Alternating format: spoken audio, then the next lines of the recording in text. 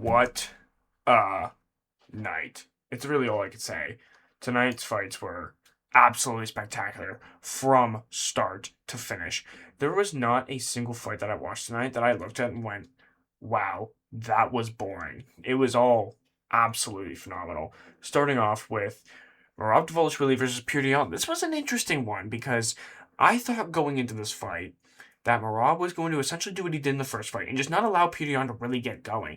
But for some reason, Purion he was just dialed in tonight. He was just that guy. This was an absolutely spectacular fight to watch. He looked in prime form because I had been thinking for the last few fights, even in fights where Purion was winning, he wasn't looking as sharp as what he usually did. There was just something that was missing, but tonight he just had it all. He had the high guard. He had everything. His defense was on point. His takedown defense was excellent. When he did get taken down, he was right back up to the feet, out wrestling Marab. He did everything I said in the prediction video that he had to do. Forward pressure, lots of body shots, because I've always been suspect of Marab's durability.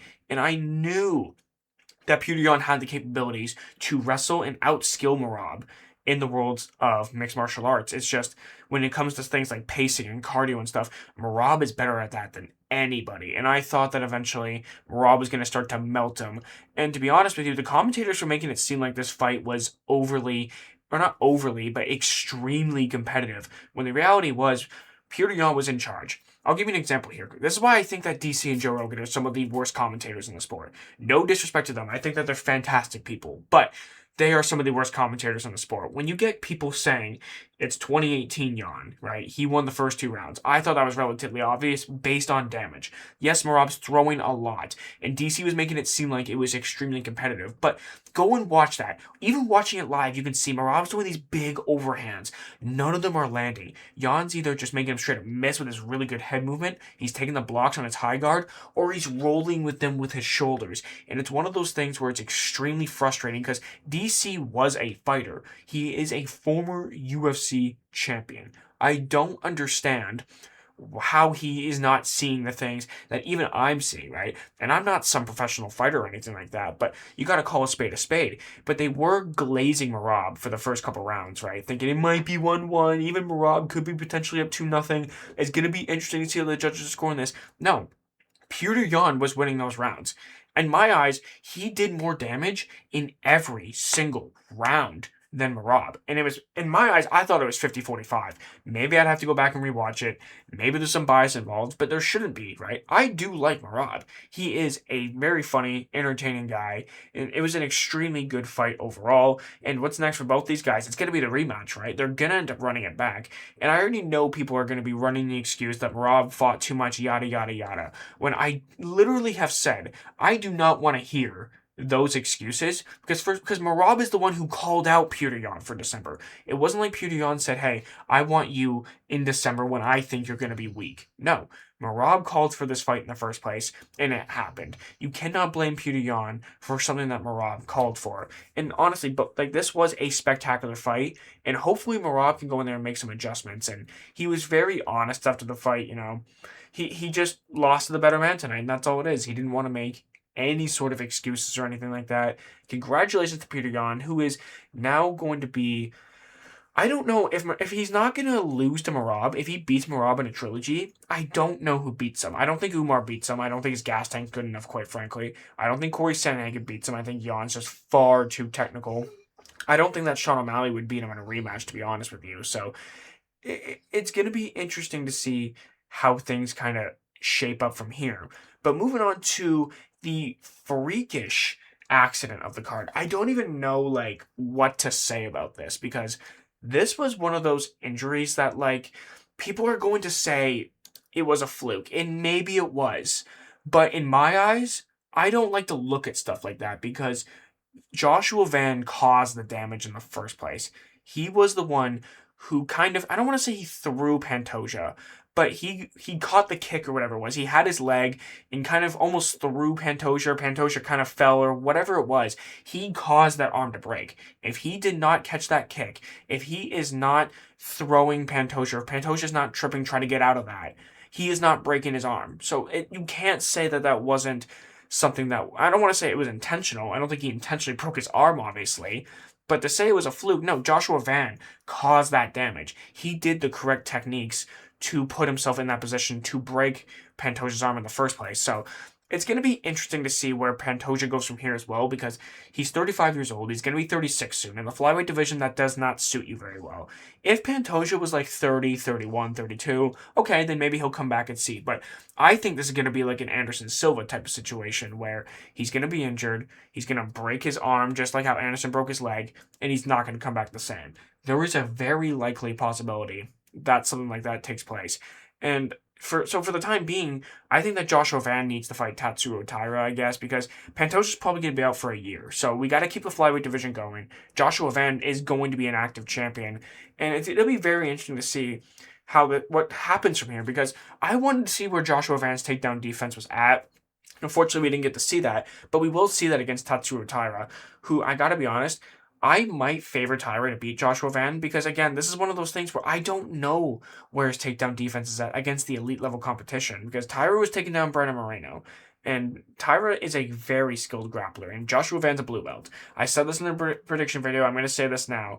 I do think that Taira should be able to beat Joshua Van, but Taira's striking defense isn't the best. He's not the best striker in the world. Joshua Van will outbox him, so it'll be interesting to see how that plays out. Pantoja, just take some time to recover, man. I hope that you heal up very quickly. Moving on to the absolutely brutal early stoppage. That was Brandon Moreno versus Tatsuro Taira. I know that you guys are going to argue that this was a good stoppage. Guys, it was not a good stoppage. Yes, Taira had the back. Yes, he had a body triangle. I understand it doesn't look good when he's grounding and pounding. But first of all, as soon as that fight ended, Brandon Moreno was protesting. He was coherent. He was perfectly fine. But besides that, he was building a base to get back up to the feet. It wasn't like, Taira was grounding and pounding, and Moreno's laying flat out like this on his stomach, just trying to survive. No, he was building a base. He was getting on his knees. He was trying to get back up to his feet. And I forget who the referee was off the top of my head, but he made a really, really bad call there. I gotta be honest, especially a guy like Brandon Moreno, like a guy who's an extremely crafty veteran. He knows what he's doing in there. He didn't seem like he was freaking out or that he wasn't composed or anything like that. I don't know. I don't like the stoppage personally, but Taira's going to get the next title shot. And for Brandon Moreno, I think that him and Royval need to run that trilogy, because they're both coming off losses. And I think that will be the next number one contender, most likely, after Tatsuro Taira, perhaps. So it'll be interesting. The flyweight division is starting to look interesting now that there isn't a dominant champion, right? And I think that's going to be the case for most divisions. Even the bantamweight division seems a lot better now that we have a new champion. And that's why I've never been a fan of dominant champions, because they make divisions seem boring and weaker, even though that might not be the case. These divisions may not be weak. The champions are just that good. But to the general public, they're going to look at that and see, well, this champion's beating everybody. They all must suck. So, yeah, I mean, it was a bad stoppage, but it is what it is. Brandon Moreno, I don't know. He could be past his prime at this point. I don't think he is, but I really want to know what his game plan was there, to be honest. Like, laying him in a triangle for like 3 minutes. I get it. You're not going to let that go because you might find an opportunity to cinch that up. But like, he threw he threw 17 strikes in that fight. Like, no, bro, get out of here with that. Like, it wasn't the best game there from Brandon Moreno. We've seen better versions of him, to say the least.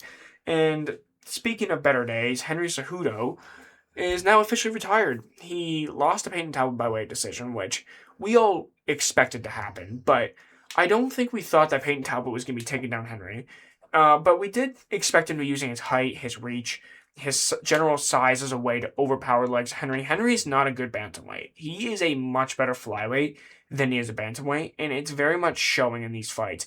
And I said going to the fight that I don't think he's really going to be able to take down Peyton Talbot, or much less control him and do a lot of damage, because Henry Cejudo's overall style of wrestling, I know he's a gold medal Olympic wrestler, but his wrestling generally has not translated the best into MMA, because even when he has taken people down, he doesn't generally throw a lot of ground and pound, and he's not constantly going for submissions. So no, like, honestly, I knew that going to this fight, he was not going to be taken down and controlling Peyton Talbot on the ground there.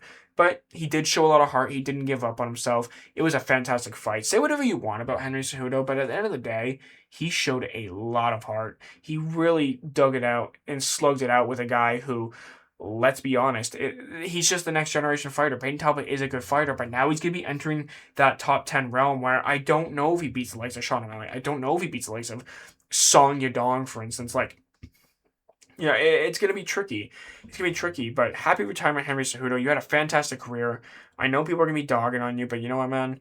Happy retirement, right off into the sunset, and just live your life, man. Just live your life.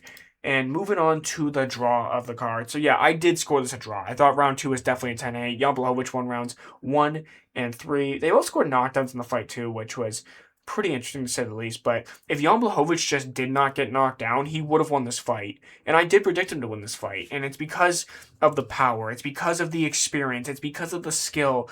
Although the one thing I was surprised about was that Jan didn't shoot any takedowns. I thought he might, but at this point of his career, maybe he's looking to have fun fights. I really don't know. But this puts Jan in a weird position because, like, he's going to a draw with a number 11 ranked. Do they run this fight back? Is Jan Blachowicz actually going to get an appropriately ranked fighter and not have a lower ranked opponent for once? Maybe he can get someone like 1 or 2 spots below him or even someone above him potentially because, like, Jan doesn't have a whole lot of time left in the sport. I get it. The UFC is trying to build prospects up off a former UFC champion, but, like, give the guy one more run of the title against legitimate contenders that could put him in a position to fight for the belt. Remember, he had a very close fight with Alex Pereira. Now, I don't think he beats Pereira, but you got to give him a chance to get back into a position to do that, right? So that's where I stand on that. Give him a chance to become the number one contender one last time. And for Bogdan Guskov, I don't even know who you would give him next. Maybe Volkan Oezdemir rematch. No, maybe a Dominic Reyes or something like.